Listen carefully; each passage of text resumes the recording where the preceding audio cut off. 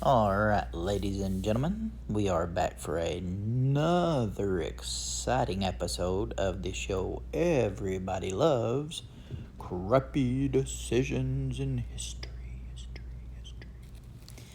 Now, most of the stories have been about me. So this story involves me, but is actually somebody else that made the crappy decision in history. And I thought I'd share it with you guys. So, we're going to go back about 2006. And today's story takes us to downtown Richmond, Kentucky. Now, downtown Richmond, Kentucky in 2006 was a happening bar scene. And John Crapper and a few of his associates at the time decided to go hit the bars. Well, we hit the bars. Everybody had a good time. But this one friend, we'll call him Carl. This one friend, Carl, drinks to an alarming success. I mean, he pounded them that night. So, Carl decides to have an after party. So me, Carl, and about 3 or 4 other people walk from the bars to Carl's apartment because we don't drink and drive. And when we got there, Carl had forgot his house keys.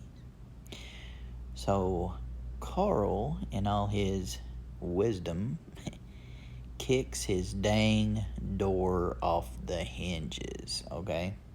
I mean, pow, blam, gone. So we all like, cool, we can get in now, okay. And Carl has a big gaping hole now where his door used to be. So I said, what are you going to do with your door, Carl? And he's like, oh, I'll fix it. So he literally stands the door up where the door's supposed to be. Not hooked to nothing, just standing there. Okay? Crappy decision number 1. When you're drunk, you don't kick your stupid door off the hinges just because you forgot your key, because guess what? Carl's woman was right upstairs in bed.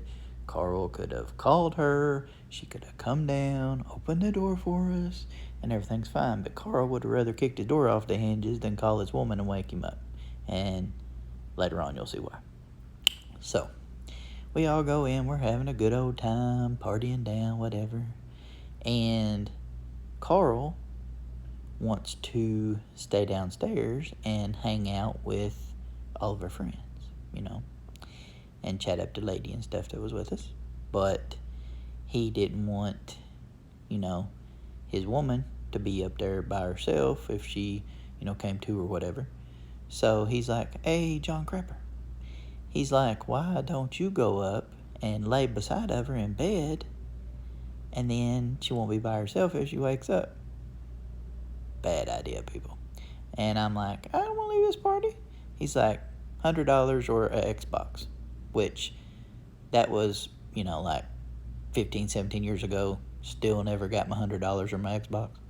Anyway, I'm like, fine. I'm getting tired anyway. So I go up.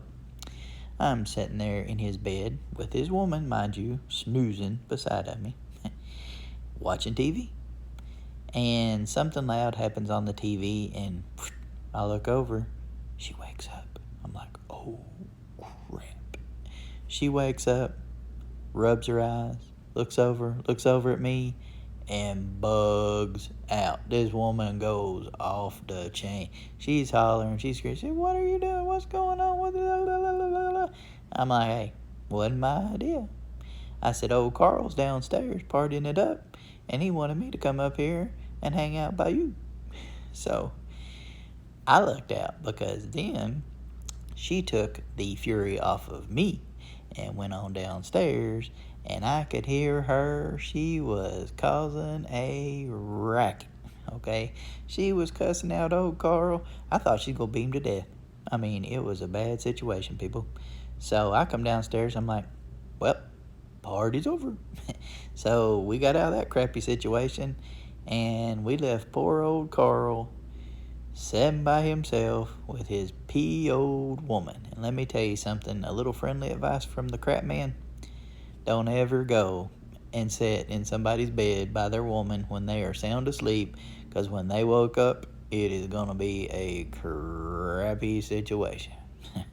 We laugh about it now, but at the time, woo.